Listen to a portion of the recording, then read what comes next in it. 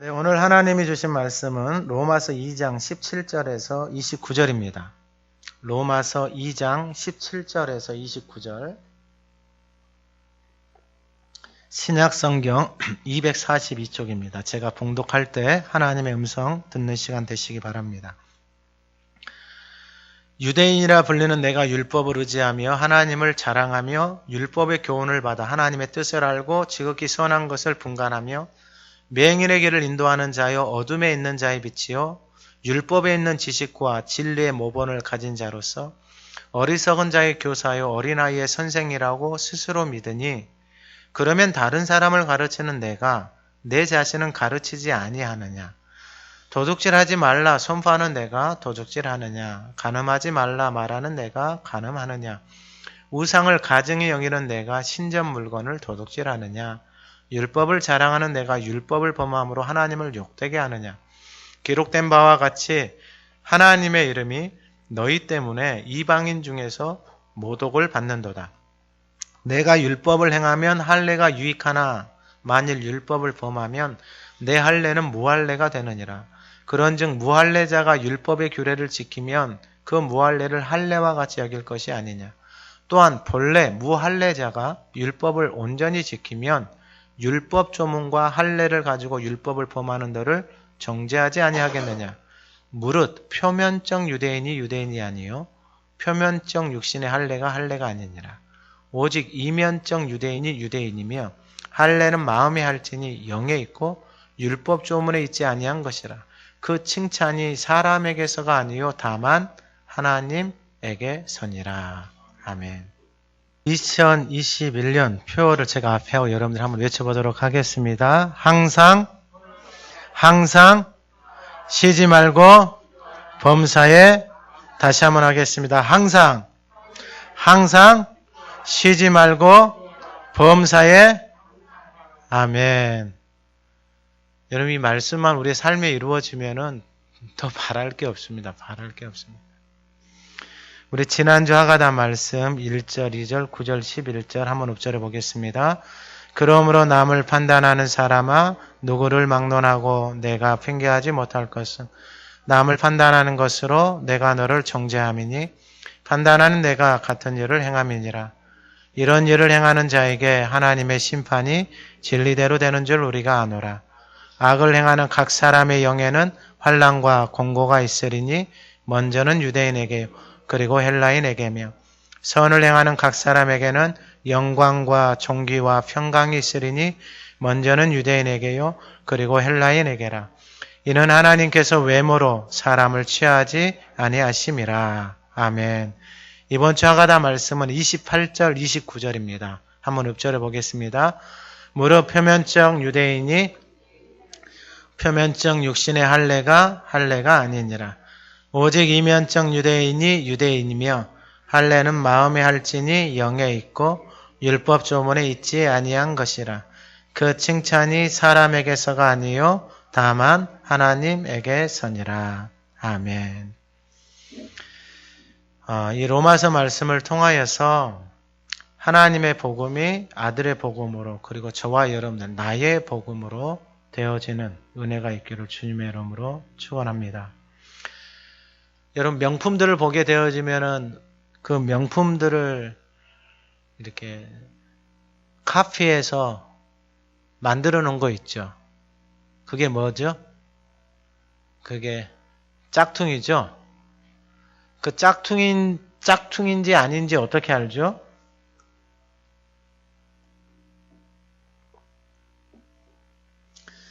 여러분 들고 가면은 짝퉁인지 아닌지 어떻게 알아요? 누가 알아요? 그렇죠. 내가 알아요. 내가. 진짜를 들고 다니면은 문제없는 짝퉁을 들고 다니면은 이게 내가 알아요. 그래 남이 누가 보여달라고 하면은 안 보여져요. 그리고 어떤 분이 우스갯소리로 비가 오면은 진짜인지 짝퉁인지 안다고 하더라고요. 진짜는 비가 오면은 가슴에다 품고 짝퉁은 이렇게 머리 위로 올려서 이렇게 쓰고 간다고 이야기를 하는 우스갯소리를 들었습니다. 오늘 본문의 제목이 이면적 유대인입니다. 그러면 이 말을 바꿔보면은 표면적 유대인도 있다라는 것입니다. 그러니까 이면적 유대인, 짝퉁이 돼서 살아가는 삶 자체가 그 마음 안에 평안도 없고 기쁨도 없고, 그러니까 교회를 다녀도 표면적으로만 다니게 되어지면은 이게 똑같은 삶이 되어지는 것입니다. 오늘 본문을 통하여서 제가 이번 주 하나님의 말씀을 읊조리면서 모든 사람들에게 죄로 인하여서 사망의 삶을 벗어날 수 있는 길이 없습니다. 그리고 특별히 오늘날은 이 풍요 속에서 이 마음 안에 담고 있는 이 아픔들, 고통들, 또 자기가 주인 되어져서 남을 판단하고 원망하고 불평하는 이것을 이 마음에다가 한가득 담아놓고 외적으로 표면적으로는 뭔가 좋은 것을 가지고 있고 부족함이 없는 것 같은데 이 안에 담겨져 있는 것이 그 영혼을, 그 삶을 황폐하게 만들어가는, 정말 이 표면적인 삶의 어떤 모습들이 우리의 삶 속에 너무나도 많이 드러납니다.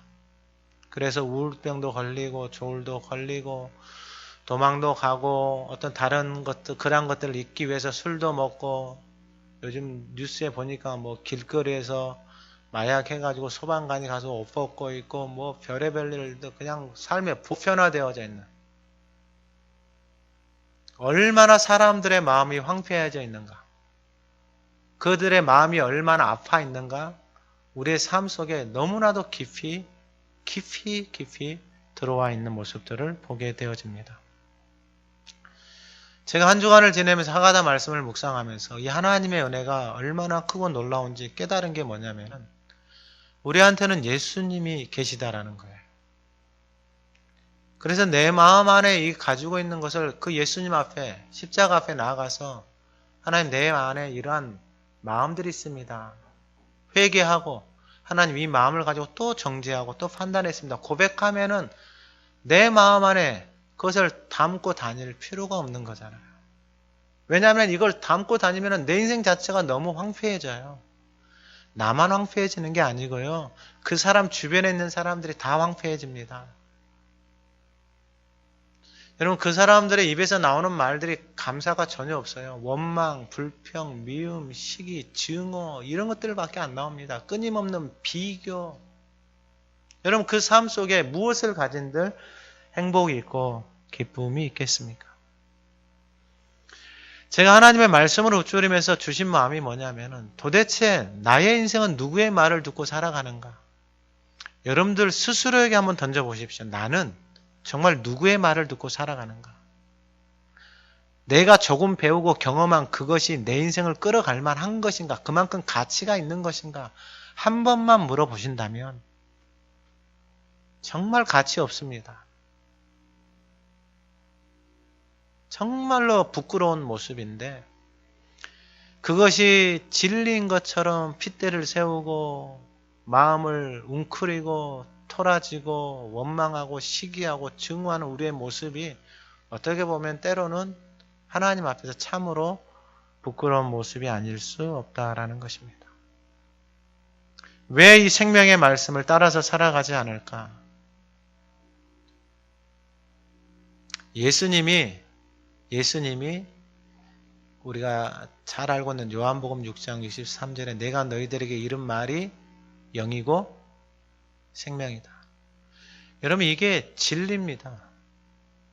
그러니까 예수님이 하신 말씀이 영이고 생명이에요. 그러니까 그 말씀을 내가 붙들고 살아가기 시작하면 어떤 일이 일어나겠습니까? 내 영이 살고 내 생명이 살아나는 역사가 일어나는 거예요. 그러니까 원수는 이것을 하지 못하게 하는 거예요. 창세기의 말씀을 통해서 우리는 끊임없이 듣고 잊어버리시면 안 돼요.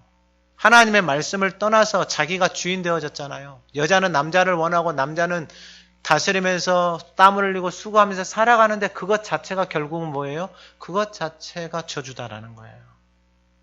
그러니까 하나님의 말씀을 듣지 않고 내가 내 생각대로, 내 방법대로, 내 경험대로, 내 마음대로, 내 원하는 내 열심히 사는데 뭔 상관이냐라고 말할 수 있어요. 근데 그 삶이 저주다라는 거예요.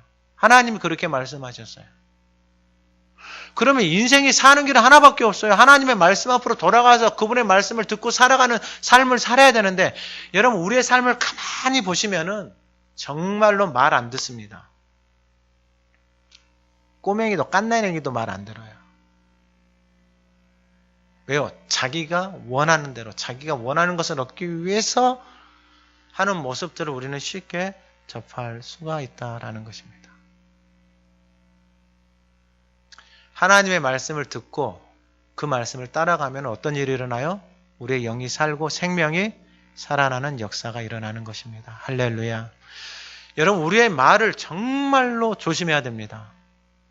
하나님이 무서운 말씀을 하셨어요. 요한복음에서 너가 하는 그 말로 너가 심판을 받고, 너가 하는 말로.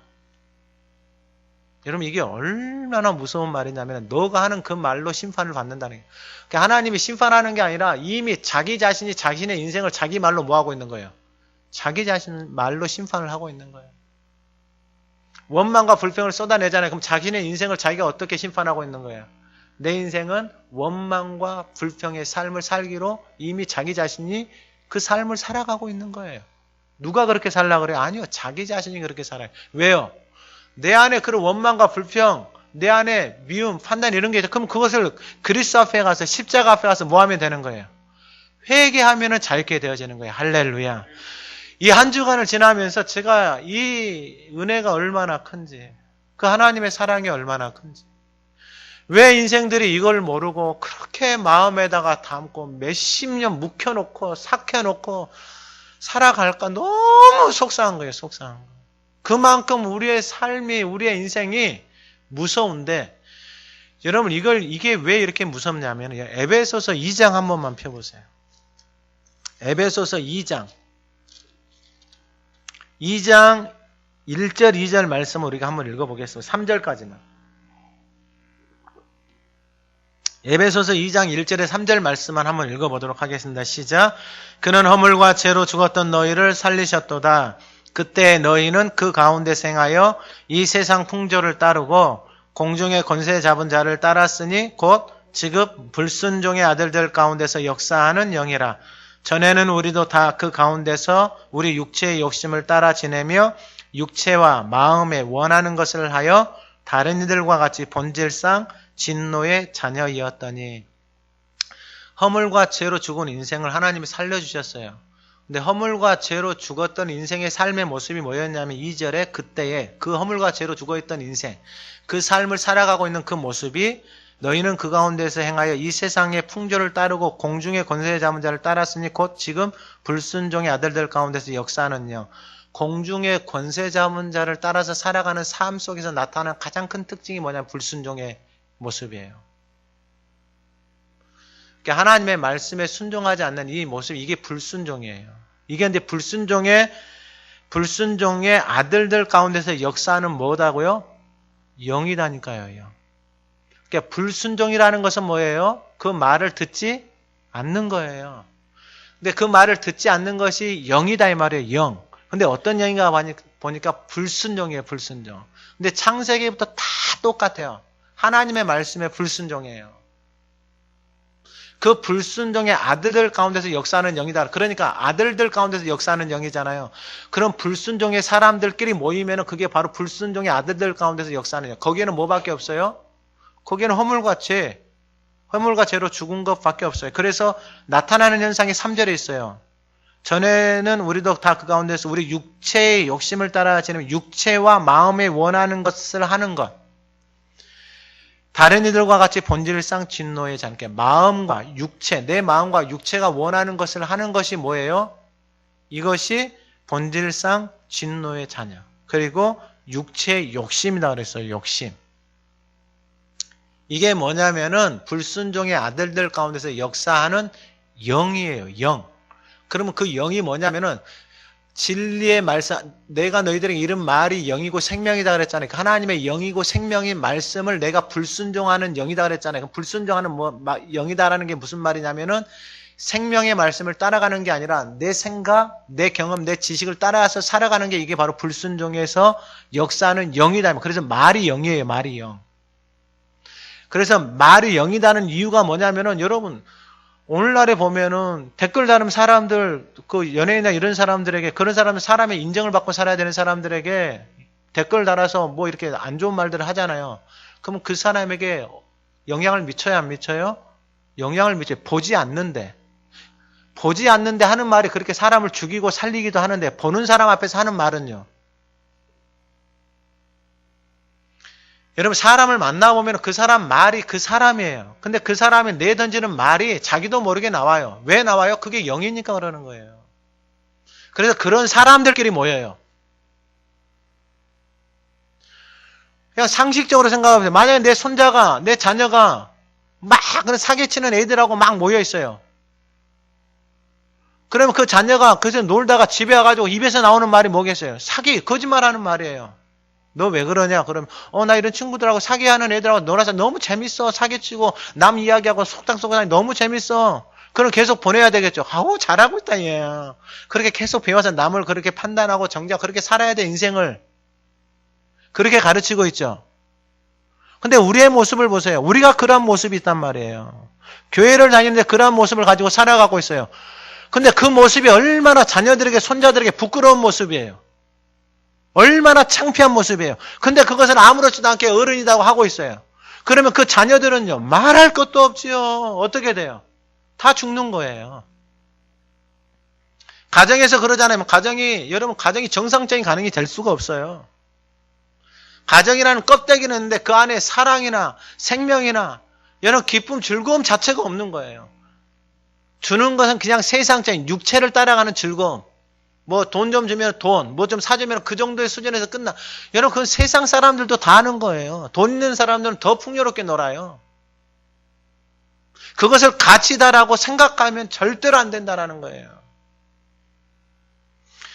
그러면 오늘 본문 로마서로 와서 로마서에서 하나님께서 오늘 본문의 제목이 이면적 유대인이 무엇이냐? 표면적 유대인이 있는데 그러면 이면적 유대인도 있단 말이에요. 나의 신앙생활은 나는 표면적 유대인인가 이면적 유대인인가? 그러면 오늘 본문을 통해서 이면적 유대인의 삶의 모습은 어떤 것인가?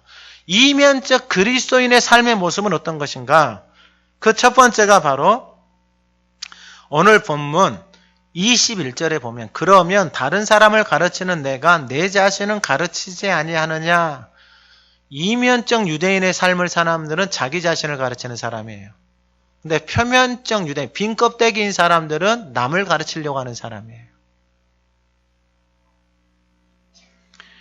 그러면은 이 자기 자신을 가르치는 사람과 남을 가르치는 사람의 가장 큰 특징이 뭐냐? 오늘 본문 17절 이하에 유대인이라 불리는 내가 율법을 의지하고 하나님을 자랑하고 율법의 교훈을 받아 하나님의 뜻을 알고 지극히 선한 것을 분간하고 맹인의 길을 인도하고 어둠에 있는 자에 비치고 율법에 있는 지식과 진리의 모본을 가진 자로서 어리석은 자의 교사, 어린아이의 선생. 너무나도 좋은 말이에요. 근데 문제가 뭐냐면은 스스로 믿고 있다라는 거예요. 이게 문제예요. 이게 자기 스스로, 자기 자신만 믿고 있는 거예요. 자기 자신만.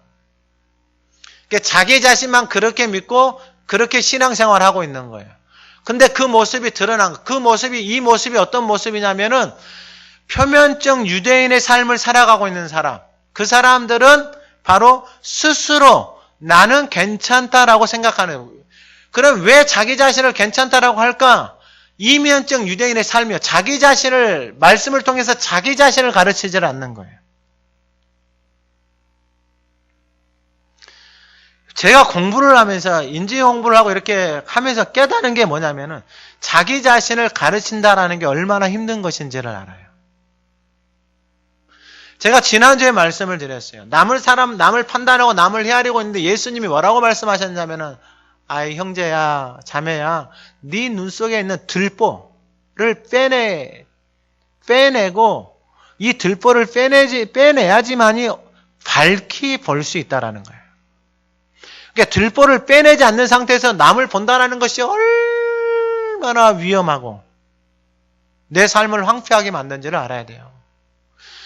여러분, 하나님은 우리의 인생을 어떻게 보실까요? 하나님이 저와 여러분들을 어떻게 보실까요? 하나님 눈에 넣어도 안 아플 하나님의 정말로 존귀한 사람들이에요. 할렐루야.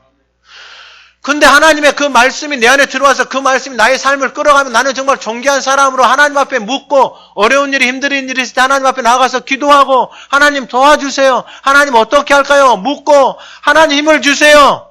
하나님 길을 열어주세요. 하나님이 내 인생의 주인이니까 그분을 붙들고 살아간단 말이에요. 왜냐? 하나님이 내 인생의 주인이니까.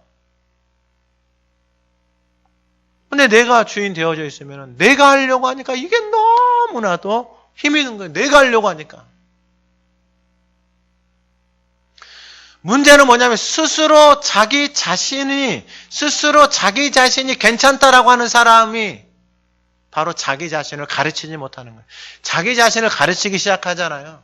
그러면 이 들보를 빼낸다라는 거예요. 몸에, 내 인생에, 내 가치관에, 내 삶의 기반이 흔들리는 것처럼 힘들어요. 그걸 인정하기 싫은 거예요. 인정하기 싫은 거예요. 나는 괜찮다라고 생각하는 이 생각과 이 가치관이 얼마나 무섭냐면은 이게 다른 사람을 끊임없이 정죄하고 판단합니다. 같이 사는 사람도 죽여버려요. 같이 사는 사람도. 내가 낳은 자녀들도 죽여버려요. 뭘로요? 말로. 나는 그렇게 말하고 싶지 않은데 이미 말은 다 뱉어져 버렸어요. 왜요? 내 안에 그것을 담고 있으니까. 그게 영이다 그랬죠. 내 안에 탁 달라붙어 있어요. 그걸 어디서 처리해야 되는 거예요? 어디서 그걸 해결해야 되는 거예요? 해결할 데가 없어요, 세상은. 그래서 마약 먹고요, 술 먹고요, 음란 찾고요, 뭐 취미생활하고요, 자기생활하고 잊어버리다 다 나가잖아요. 그러니까 삶이 어떻게 되겠어요? 자기가 주인인 거예요. 그게 잊어지냐고요. 어제 TV에 그 50대 중반 정도 되는 분이 나왔어요. 그 사람이 뭐 하고 있냐면은 8년 동안 2만 킬로 이상을 걸어 다니고 있어요. 그래서 취재진들이 따라다니면서 이제 계속 물어요. 배낭 하나 메고 40kg짜리 배낭 메고 거기다가 뭐 매트 여고 다니면서 버스 정류장에서 자고 폐가에서 자고 8년 동안 200, 자기가 얼마나 강한 사람인지 알 수 있죠. 왜 그렇게 돌아다니냐고 물어봤더니 그 사람이 한마디 하는 거예요. 내가 부모 마음에다가 대못을 너무 많이 박았다라는 거예요. 그러니까 젊었을 때 자기 마음대로 자기 생각대로 자기 고집대로 산 것들을 나름대로 참회를 해보려고 8년 동안 40kg짜리 배낭을 메고 다니면서 그것을 잊어보려고. 어제는 그 전남 목포 월출산 영하 10도인데 그 산에 올라가가지고 이 바라보면서 보통 사람들에게 묻잖아요. 산에 올라가면 야호 막 이렇게 하잖아요. 근데 그 사람에게 물어봐요. 어떠세요? 마음이 이렇게 덤덤합니다라는 거예요. 덤덤합니다. 왜요? 이 마음 안에 그것을 다 지고 있는 거예요. 자기가. 이 마음 안에 그 과거 10년, 20년, 30년 전에 했던 말들, 행동들을 어디에다 다 담아놨어요. 자기 마음 안에 다 담아놓고 그 무거운 짐을 지고 그 인생을 살아가고 있어요. 자기가 다 지고 있어요. 자기가. 여러분 그 삶이 얼마나 힘들어 보여요.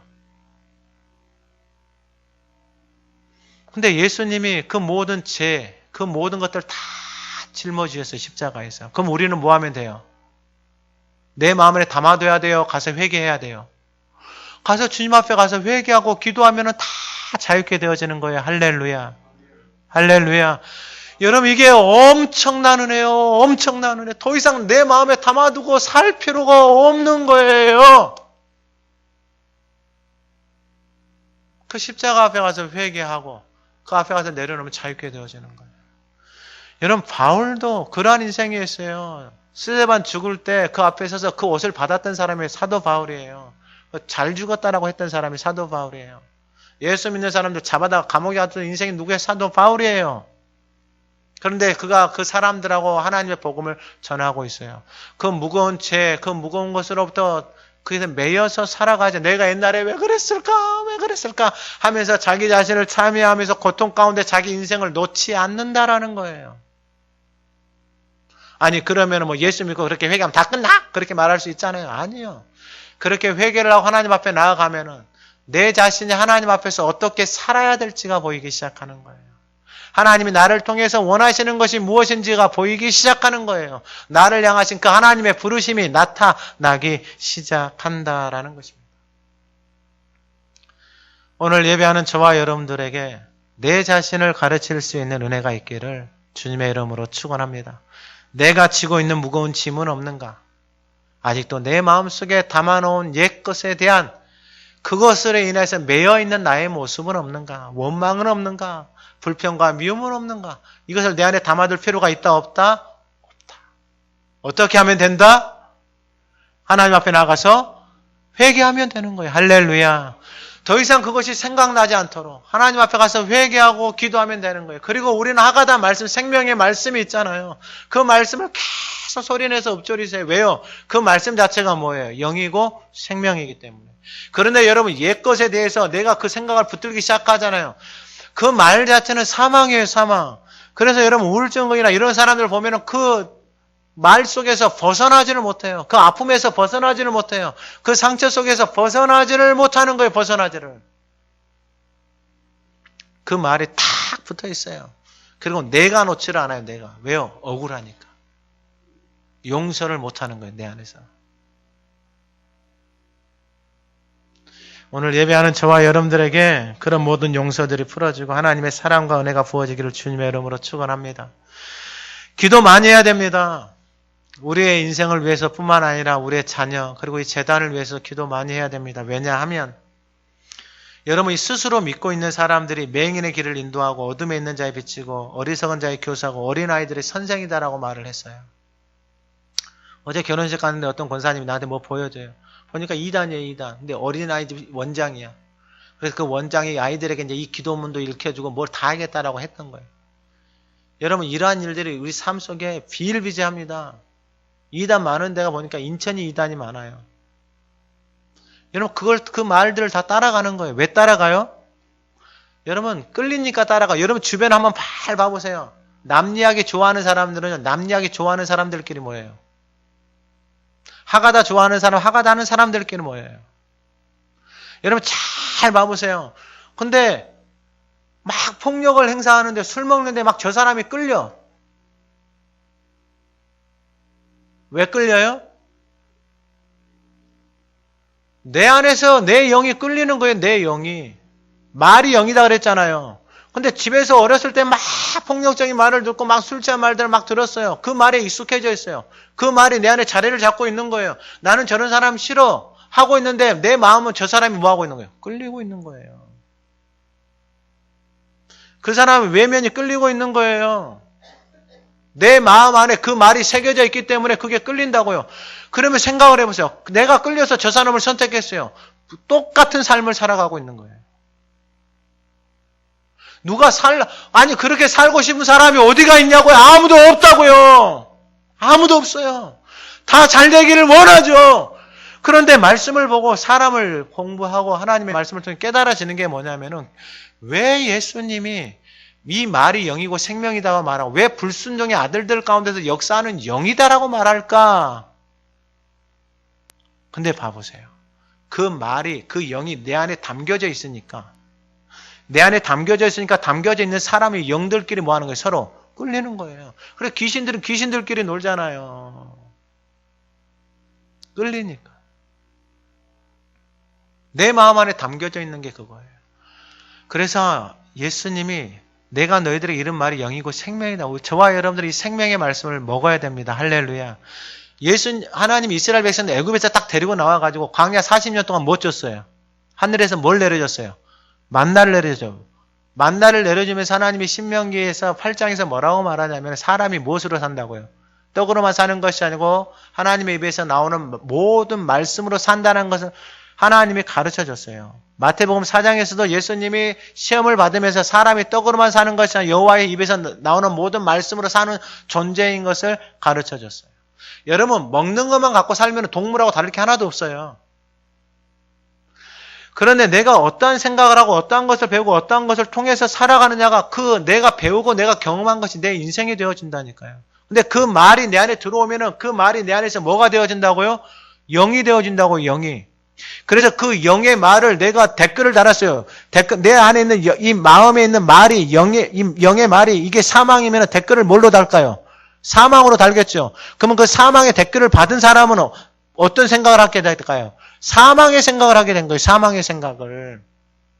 보이지 않아도 그냥 댓글만 달아. 누구인지 몰라도 그 말이 그렇게 미친다고요. 근데 하나님의 말씀이 생명이고 영이다라고 말씀했어요. 여러분, 하가다 말씀은 읊조리고 그 말씀을 네 생명을 내 안에 담는다라는 게 여러분 이게 어마어마한 영적인 싸움이에요. 영적인 싸움. 아까 에베소서 2장에서 뭐라고 말했어요? 에베소서 2장에서 이게 뭐라고 말했냐면은 에베소 2장 그때 너희는 그 가운데 생각 이 세상 풍족 공중의 권세 잡은 자를 따랐다. 공중의 권세 잡은 자. 에베소서 6장에서 이 정체를 다 까발리고 있어요. 그러니까 그러한 말들을 좋아하는 정체가 누구야? 공중의 권세 잡은 자. 에베소서 6장에서는 이것이 뭐예요? 마귀, 사탄이다라고 이야기를 하는 거예요. 그러니까 마귀의 권세, 공중의 권세 잡은 이 원수들이, 사탄 마귀들이 제일 좋아하는 말이 뭐예요? 바로 불순종의 말들이에요. 그러니까 이런 사람들의 말들의 삶에 들어가서 그들의 인생을 황폐하게 만드는 거예요. 거짓말하고 속이고 이런 것들 하는 사람들, 그 불순종의 공중의 권세 잡은 자들 그들의 인생을 들어가서 황폐하게 만들어버리는 거예요. 그게 말이라니까요, 말.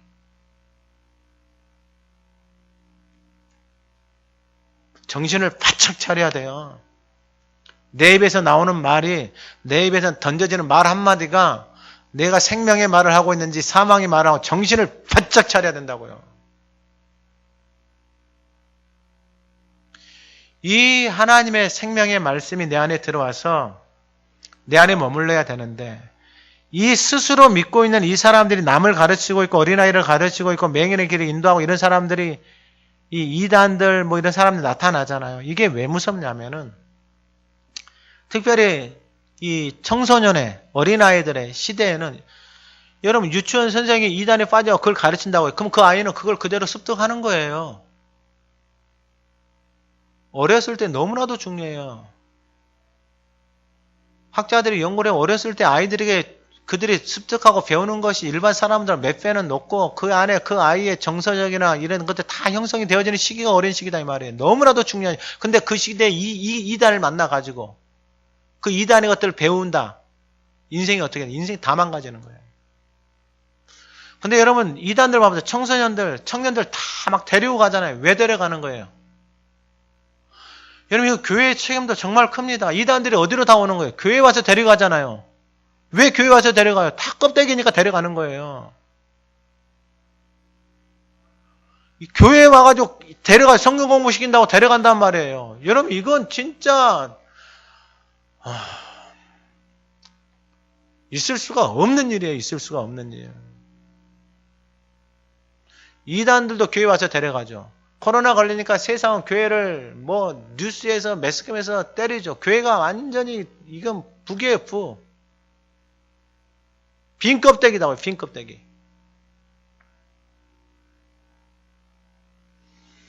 마태복음 23장 15절에 예수님이 뭐라고 말했냐면 이러한 모습을 보고 화 있을진저 외식하는 서기관과 바리새인들 외식을 한다 이 말은 빈 껍데기 표면적 유대인들 이런 사람들을 따라가게 되면은 어떤지 너희는 교인 한 사람을 얻기 위하여 바다와 육지를 두루다니다가 생기면 너희보다 배나 더 지옥 자식이 되게 한다.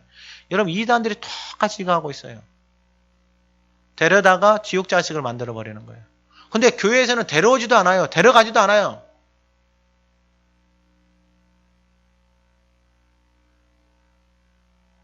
여러분 한번 곰곰하게 생각을 해요. 얼마나 우리의 상태가 심각한지를 생각을 해봐야 되는 거예요. 영적으로 얼마나 심각한 위치에 있는지.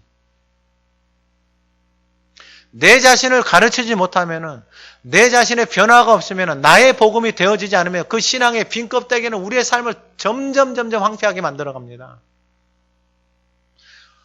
허울은 있겠죠. 모양은 있겠죠. 그러나 그 안에 아무런 생명도 능력도 없는 모습이 되어지는 거예요.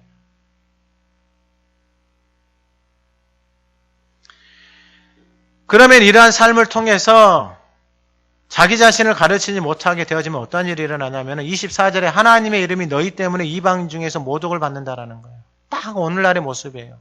하나님의 이름이 모독을 받는 거예요. 어디 때문에? 교회 때문에. 교회에 다니는 나 때문에요. 직분자 때문에.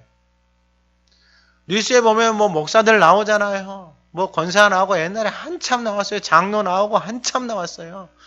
세상에 북이고 장부예요, 교회가.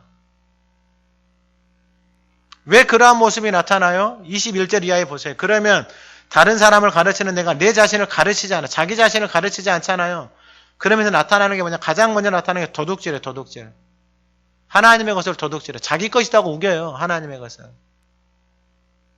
돈도 자기 것이에요. 자기 몸뚱아리도 자기 것이다. 그래서 내가 드리고 싶으면 드리고 안 드리고 싶으면 안 드린다. 여러분, 어떻게 이 생명이 내 거예요? 내가 이 생명을 하기 위해서 한 게 뭐가 있어요? 진짜 없습니다. 진짜 없어요. 한 번만 생각을 해보세요. 내가 살아가니까, 내가 먹으니까 내 거다라고요?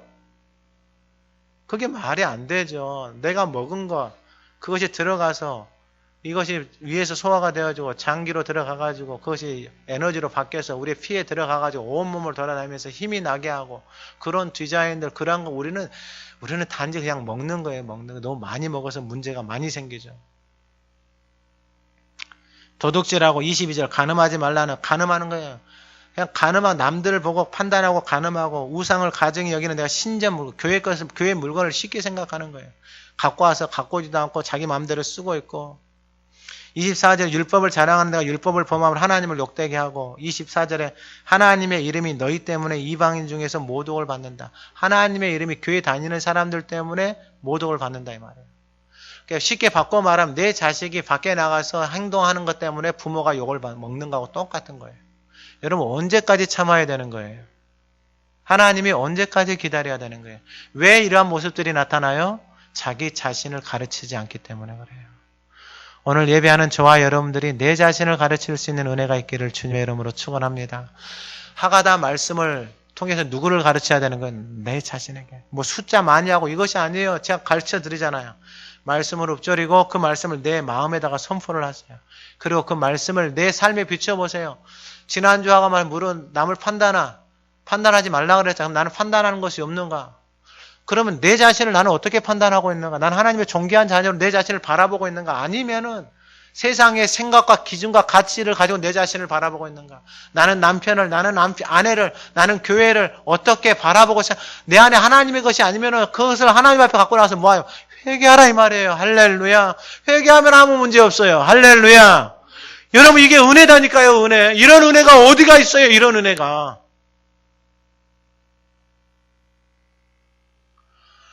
여러분, 마음 안에 담아두지를 마세요, 마음 안에.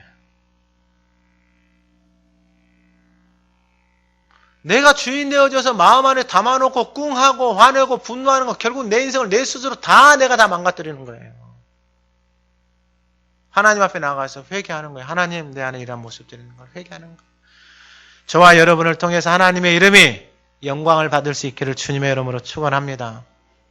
여러분, 자녀가 부모에게 기쁨이 되어지고 영광이 되어지면은 여러분, 이것처럼 복이 어디가 있어요? 내 인생에, 내 삶에 여러분 그 자녀에게서 그런 존경을 받는다. 여러분, 인생은 정말로 행복하게 잘 산 것입니다.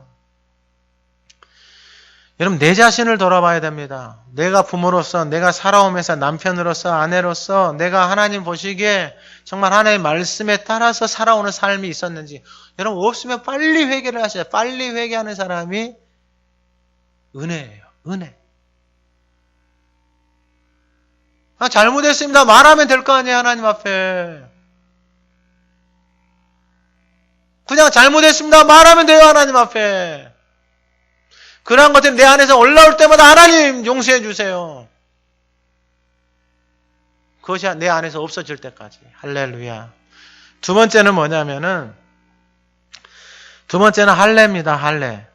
25절에 내가 율법을 행하면 할례가 유익하나 만일 율법을 범하면 내 할례는 무할례가 되느니라.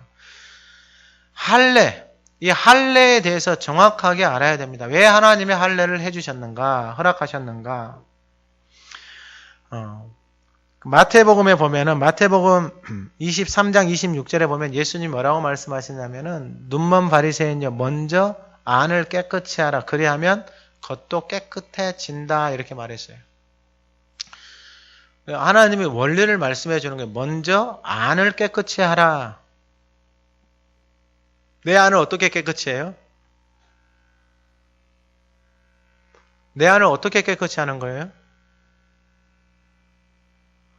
여러분, 내 안에 어떻게 깨끗이 하는 거예요? 하나님 앞에 내 안에 판단하고 미워하고 분노하고 화내고 시기하고 질투하고 있는 그 마음을 그리스도의 보혈로 씻어내고 안을 깨끗하게 하고 그리고 그 안에다가 하나님의 생명의 말씀을 담아 넣는 거예요. 아, 하나님이 아내를 뭐 하라고요? 그리스도께서 교회를 위해서 죽기까지 사랑하신 것처럼 하나님이 사랑하라고 했구나. 그 말씀 앞에 순종해서 아내를 뭐 하는 거예요? 사랑하는 거예요. 아내는 남편을 어떻게 하는 거예요? 아, 자기를 죽기까지 교회를 위해서 헌신하고 복종하는 것처럼 복종하셨구나. 그래서 남편에게 뭐 하는 거예요? 복종. 근데 한 사람은 교회를 다니고 한 사람은 교회를 안 다녀요. 나는 이렇게 하는데 왜 저 인간은 이렇게 안 해? 그게 아니에요. 나의 하는 이 모습을 보고 저 사람이 하나님 앞으로 돌아오는 거예요. 할렐루야. 여러분, 이게 은혜입니다. 하나님 앞에서는 버릴 것이 하나도 없어요. 근데 이게 너무 고통스러워요. 여러분, 생각과 가치관이 전혀 신앙이 없는 사람하고 살아간다는 것이 여러분, 이게 인생이 황폐해집니다. 살아보셨잖아요. 여러분, 살아보셨잖아요. 생각이 다르고 가치관이 다른 사람하고 산다라는 게 이게 보통 일이 아닙니다. 근데 살아난 사람들은 대단한 사람들이에요. 하나님 앞에 기도하셔야 돼요. 우리 힘으로 할 수 있는 게 없어요. 정말 하나님 앞에 기도하셔야 돼요. 안을 깨끗하게 하고 그 안에다 하나님의 말씀을 채우자면 겉은 어떻게 된다고요? 겉은 자연스럽게 변화가 되어집니다. 할렐루야. 근데 표면적 유대인의 사람들은 어디에다가만 신경을 쓰는 거예요? 겉에만 신경을 쓰는 거예요. 이게 속상한 거예요. 속상한 거. 여러분, 직분이 구원을 주는 게 아니에요. 내가 헌금을 냈다는 게 구원을 주는 게 아니라 복을 받는 게 아니다 이 말이에요. 근데 그걸 그렇게 믿고 있어요. 그리고 그렇게 신앙생활해요. 속이 터지는 거예요. 속이 터지는 거. 할례를 하나님이 허락하셨는데 이 사람들이 자기는 유대인이고 율법도 의지하고 하나님의 뜻도 알고 그리고 나는 할례도 행했다 이 말이에요. 그러니까 나는 구원 받는다. 아니요. 그게 구원이 있는 게 아니에요. 오늘 하나님이 뭐라고 말씀하세요? 율법을 행하면 할례가 유익하나? 근데 율법을 행할 수 있는 인간이 어디가 있어요?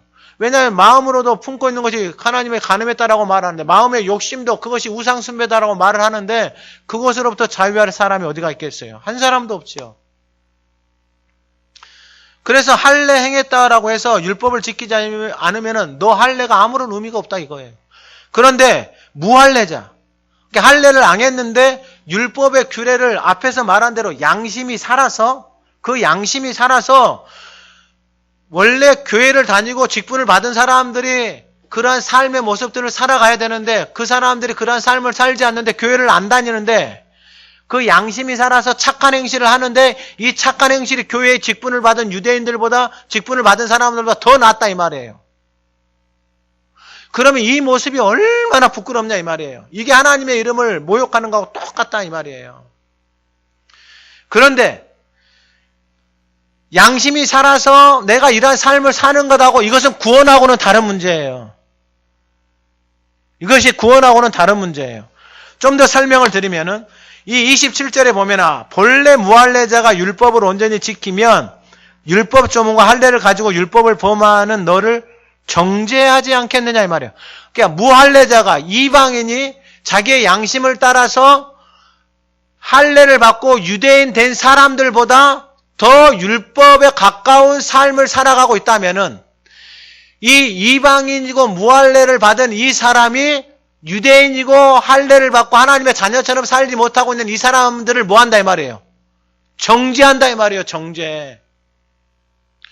그러면 이 모습이 나의 살아가는 이러한 모습이 이방인들로 인해서 착하게 살아가는 사람들에게 어떤 마음을 주는 거예요? 정죄하는 마음을 주는 거예요. 정죄하는 마음을. 그러니까 이 사람에게도 정죄하는 마음을 줘서 내가 그렇게 살지 않는 이 모습이 그 양심을 따라서 착하게 살아가고 있는 사람도 그 마음 안에 정죄의 마음을 들게 해서 같이 망해버린다 이 말이에요. 그러니까 하나님의 자녀로 되어서 직분을 받고 하나님의 그리스도인으로 살아간다. 하나님의 자녀로 살아간다는 것은 어마어마한 책임이 있는 거예요. 이걸 절대로 쉽게 생각하면 안 돼요. 안 돼. 왜냐하면 하나님이 살아서 지금도 역사하고 계시는데 이 하나님의 말씀을 거슬려서 불순종해서 공중의 권세 잡은 자를 따라서 또 그러한 인생을 살아간다라는 게 이건 정말 있을 수가 없는 일이에요. 있을 수가 없는 일. 그러니까 나도 그렇게 살아가지 않는데 그렇게 살아가지 않는 그 모습 때문에 다른 사람, 교회를 안 다닌 사람, 세상 사람들이 정죄를 하기 시작한단 말이에요. 그럼 정죄의 마음이 이 사람에게 들어가잖아요. 그러면 그 정죄의 마음을 통해서 믿는 사람들 다 정죄하고 있어요. 그럼 이 사람은 교회를 가고 싶은 마음이 있을까요? 없을까요? 없는 거예요. 그러니까 영혼을 죽여버리고 있는 거예요. 누가요? 내가요. 그러니까 이게 하나님의 자녀로 산다라는 것은 쉬운 게 아니에요. 뭐 교회 복 받으려고 여러분 이런 정말로 너무나도 어처구니 없는 세상 사람들이 생각하는 이 수준, 이 생각, 이 가치관은 이미 빨리 벗어나야 돼요. 할례는 뭐냐면은 창세기 17장에 하나님이 아브라함에게 75세 때 내가 네 자녀 별처럼 하늘의 별처럼 땅의 모래처럼 많이 준다라고 약속해줘. 그래서 75세에 떠났잖아요. 근데 99세가 됐는데 자녀가 있어요? 없어요? 없어요. 그래서 아브라함이 중간에 내 종, 이 종이 내 후사입니다. 그러니까 아니다. 그래 하나님 내가 몸종을 통해서 이 이스마엘 아니다. 하나님이 그러는 거예요. 근데 99세 하나님 나타나가지고 아브라함아 내가 네한테 자녀 줄게. 아브라함이 하나님 농담도 잘하세요. 이러는 거예요. 사라도 뒤에서 그 소리 듣고 웃어요. 하나님 내가 나이가 지금 90인데 무슨 얘기예요. 자꾸 창피하게 하고 남부끄럽게 이러고 있는 상황이에요. 그러니까 하나님이 약속을 줘서 따라왔는데 그 약속의 본질을 잃어버린 거예요. 하나님은 약속을 어떻게 하셨어요? 너에게 하늘의 별처럼 땅의 모래처럼 뭘 준다? 자녀를 준다라는 게, 생명을 준다라는 게, 후사를 준다라는 게 하나님의 약속이에요. 근데 살아오면서 그 약속의 본질을 잃어버린 거예요. 그러니까 말씀을 따라서 살아왔긴 살아왔는데 살아가다 보니까 고통스럽고 힘들다 보니까 뭐 일들이 많이 생기잖아요.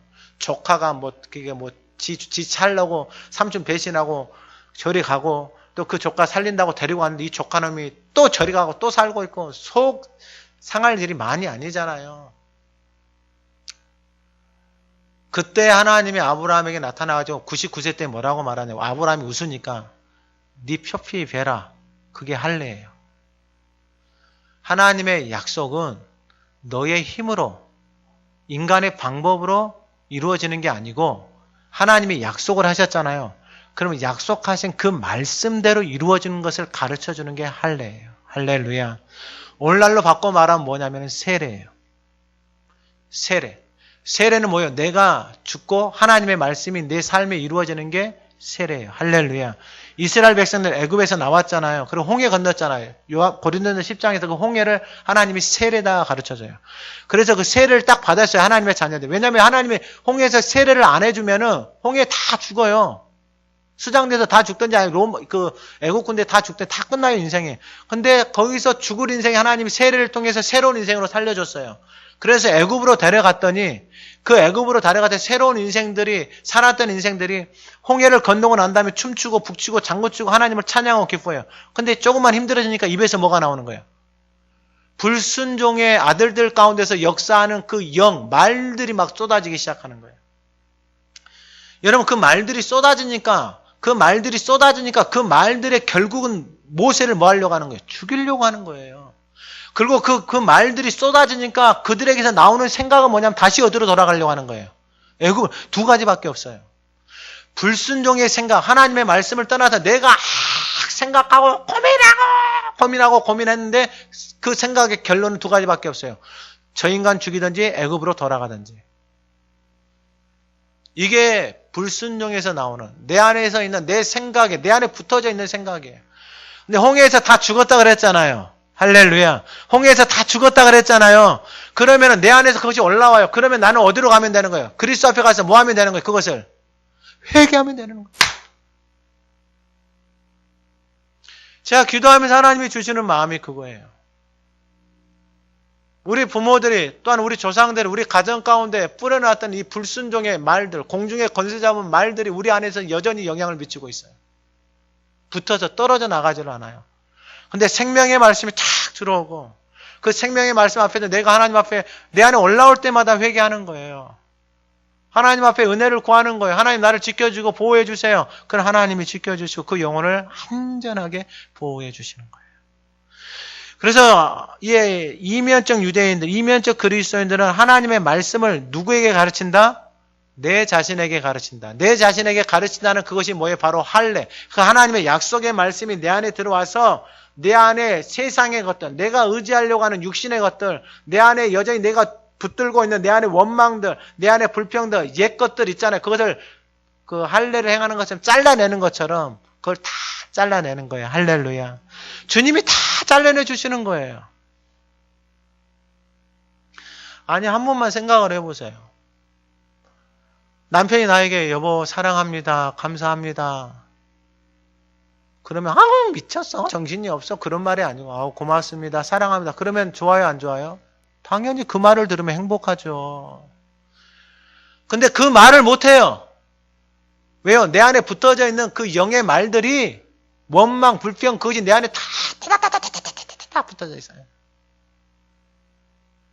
그래 이것이 사랑합니다, 감사합니다, 고맙습니다. 이 말이 좋은 말인 줄 알아요. 그 말이 나를 살고 상대를 살리게 하는지도 알아요. 근데 내 입에서 안 나가요. 왜요? 내가 탁 붙들고 있거든요. 그래서 날 잡고 있어요. 뭐 잘못하거나 뭐 실수하거나 그럼 막 쏟아내는 거예요. 그것을. 상대는 쏟아내고 그럼 같이 어떻게 되겠어요? 여러분 이 삶 자체가 너무 힘들어요.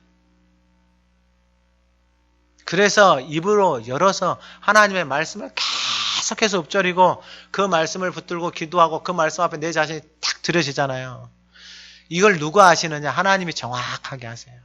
내 마음에 할례를 행한 것을 하나님이 정확하게 하세요. 그래서 그 할례를 행한 그 영혼에게 하나님의 은혜가 부어지고 하나님의 축복이 부어지고 말할 수 없는 평강이 그 영혼을 인도해 가신다라는 것입니다. 마지막으로 이면적 유대인이 자기 자신을 가르치고 자기 자신을 가르친다는 게 바로 마음의 할례를 행하는 거예요. 그 마음의 할례를 행하면 어떤 역사가 일어나느냐? 28절 29절 표면적 유대인이 아니 표면적 육신의 할례가 아니다. 오직 이면적 유대인 할례는 마음에 할지니 영에 있고 할례는 어디에다 한다고요? 마음과 영. 그러니까 내 자신을 가르치고 내 마음에 할례를 하잖아요. 그럼 내 마음과 영이 살아나게 되어지는 거예요. 할렐루야.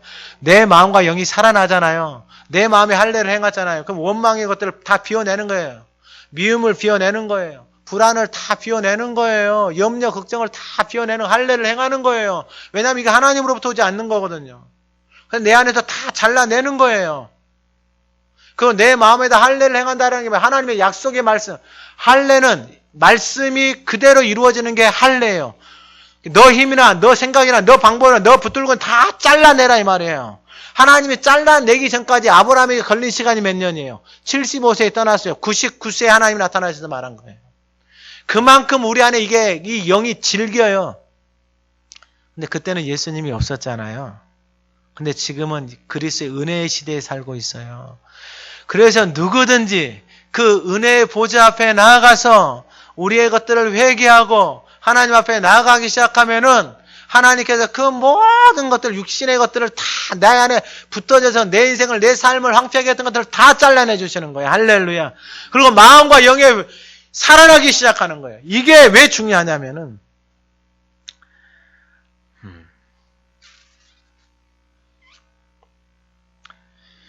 로마서 8장 1절 이하에 보면 그러므로 이제 그리스도 예수 안에 있는 자는 결코 정죄함이 없다. 정죄하자. 자기 자신을 정죄하지 않아요. 여러분 이게 다 멈춰야 돼요. 자기 자신을 정죄하고 판단 다 멈춰야 돼요. 자기 자신을 정죄하려고 하는 게 이게 하나님으로부터 온 게 아니에요. 이것은 어디서부터 왔냐면은 계시록 12장 9절 10절에 큰 용, 옛뱀, 마귀, 사탄이라고 하며 온 천하를 꿰는 자, 형제들을 참수하던 자, 밤낮 참수하던 자, 끊임없이 정죄하는 자가 누구예요? 큰 용, 옛뱀, 마귀, 사탄. 이것이 창세기에 나오는 그 뱀이에요, 뱀. 사탄, 마귀. 가장 좋아하는 사람들, 가장 사탄, 마귀가 이 영이잖아요, 사탄, 마귀도. 이 영이 제일 좋아하는 말이 뭐 하는 데예요? 이 사탄, 마귀가 가장 좋아하는 말이 뭐 하는 데예요? 그 영이? 불순종의 영이다니까요. 불순종의 하나님의 말씀을 따르지 않는 거. 그리고 남을 정죄하고 판단하는, 자기 자신을 정죄하고 판단하는 거. 이게 사탄 마귀가 창세기부터 지금까지 이루고 있어요. 여기서 벗어나야죠. 벗어날 수 있는 길이 너무 쉬워요. 할렐루야. 너무 쉬워요. 너무 쉬워. 뭐 하면 되는 거예요? 예수님 앞에 가서 그리스도의 보혈 앞에 씻고 회개하고 하나님의 약속의 말씀을 붙들고 내 마음에다가 하나님의 말씀을 계속 뭐 하는 거예요? 생명의 말씀을 선포하는 거예요. 여러분 이게 하루아침에 다른 게 아니에요. 왜냐하면 내 안에 달라붙는 게 너무 많아. 인생을 살아오면서 너무나도 많이 붙어놨어. 그럼 묵은 게 많아. 묵은 게. 한국 사람들 안에 묵은 게 많아. 묵은 게. 정말 잠언 4장 23절에 모든 지킬 만한 것 중에 더욱 내 마음을 지키라. 생명의 근원이 이에서 납니다. 라고 하면서 24절에 말한 게 뭐냐. 마음을 지키는 방법을 말해놨어요. 구부러진 말을 내 입에서 버리고 비뚤어진 말을 내 입술에서 멀리하라. 마음을 지키는 거. 여러분 말을 비뚤어진 말을 하고 구부러진 말을 하고 여러분 남을 흉보기 시작하잖아요. 이 말이요. 내 안에서 그것으로 끝나는 게 아니고요. 이 안에서 이제 충만해져요. 충만해져가지고 그런 사람들끼리 모여 거기서 막 충만하게 이야기해요. 근데 하나님의 말씀을 읊조리고 하나님의 말씀을 계속 선포하잖아요. 그러면은 그곳에 여러분 이 구부러진 말들, 비뚤어진 말들, 거짓된 말들, 죽이는 말들이 더 이상 머물 수가 없는 거예요. 가정 안에 머물 수가 없죠. 가정 안에 뭐 여러분 와 이게 얼마나 놀라운 은혜인지 놀라운 은혜인지 놀라운 은혜인지. 그러면은 표면적 유대인, 표면적 28절에 표면적 유대인이 유대인이 아니다 그랬어요. 껍데기는 유대인이 아니에요. 오늘날로 말하면 직분이 여러분 구원이 아니에요. 또 표면적 육신의 할례, 세례 받았다고 해서 여러분 이것이 구원의 증거가 아니에요. 그러면은 29절 오직 이면적 유대인이 유대인이며 그럼 이면적 유대인이 유대인이다 그러잖아요. 이면적 그리스도인이 그리스도냐.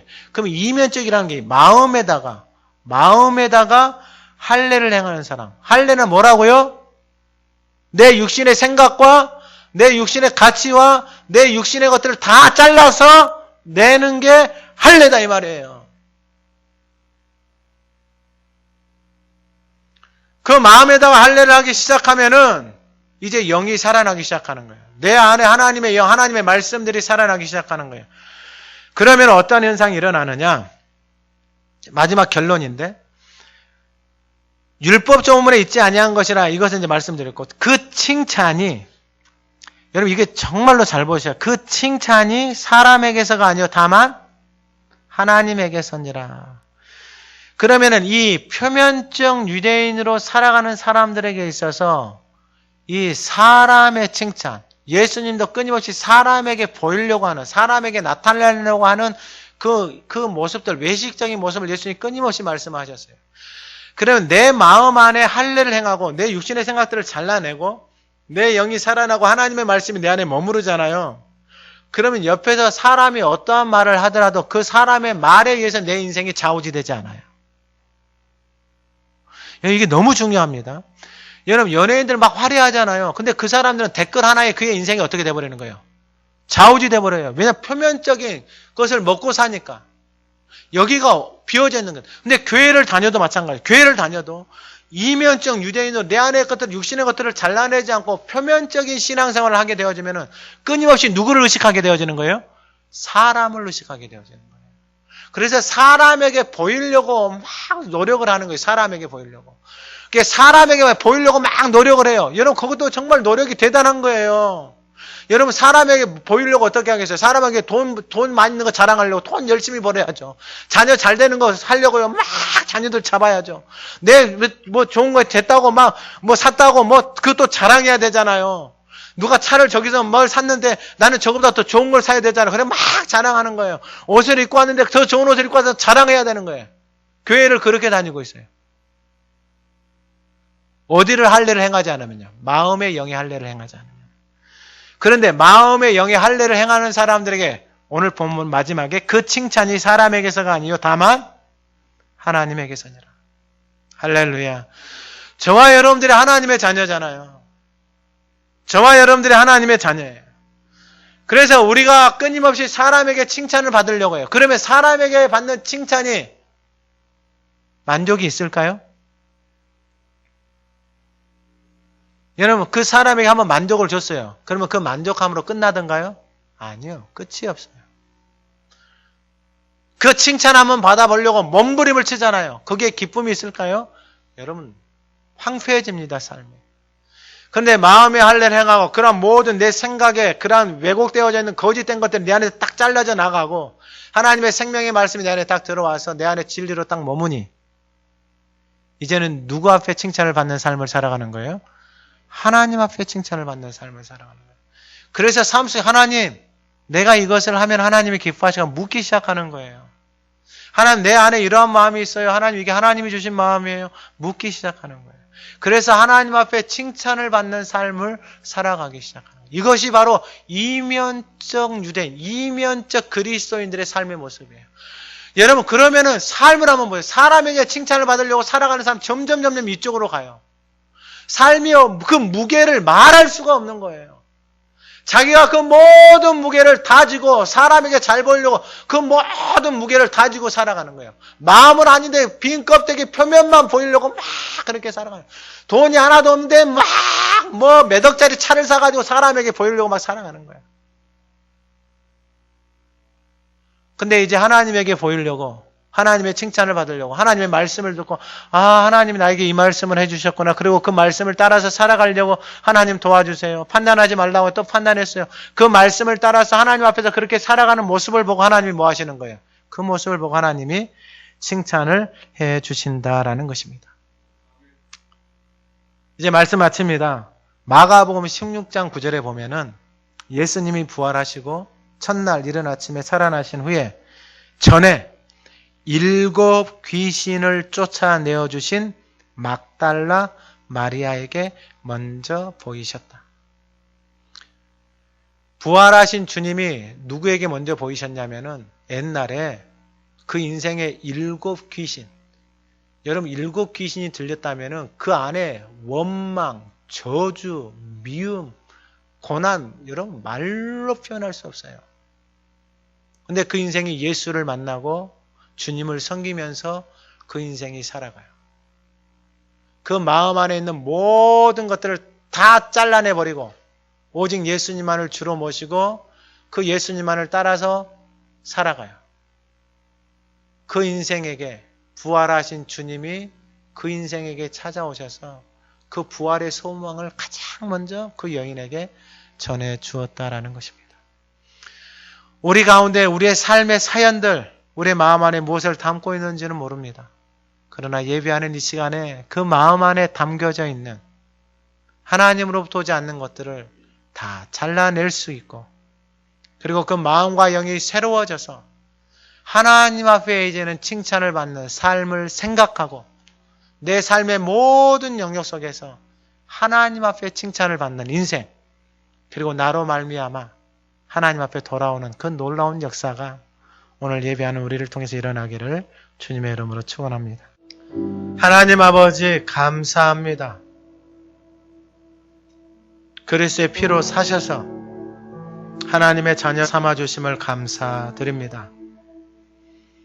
이제 이면적 유대인, 이면적 그리스도인, 우리의 마음의 할례를 행하고 우리의 영의 할례를 행함으로 내 안에 붙어있는 모든 세상의 거짓된 생각과 가치와 기준들이 예수의 이름으로 잘라지게 하여 주시고 생명의 말씀, 진리의 말씀, 영이신 그 하나님의 말씀이 내 안에 온전히 자리 잡고 그 말씀을 붙들고 살아가는 아름다운 인생으로 하나님의 영광스러운 하나님 앞에 칭찬을 받는 그러한 삶으로 살아갈 수 있는 우리 모두가 되게 하옵소서. 이 시간에 예수 그리스도의 이름으로 선포하는 것은 우리의 마음에 달라붙어 있는 오래 묵은 모든 거짓된 영들아 어둠아 예수의 이름으로 명하노니 떠나갈지어다. 가정으로부터 내려오는 모든 악한 말들, 악한 어둠의 모든 거짓된 것들, 사망과 절망과 어둠으로 끌고 가는 모든 악한 영들아 이 시간에 나사렛 예수의 이름으로 명하노니 떠나갈지어다. 생명의 하나님, 우리를 다스려 주시옵소서. 우리의 영혼을 살아나게 하여 주시고, 우리의 가정이 살아나게 하시고, 부부가 살아나게 하여 주시고, 자녀들이 살아나게 하여 주시고, 이 재단이 살아나게 하시고, 이 땅이 살아나는 놀라운 생명의 역사가 예수 그리스도로 말미암아 일어나게 하옵소서. 우리의 구원자이신 예수님의 이름으로 기도드립니다. 아멘.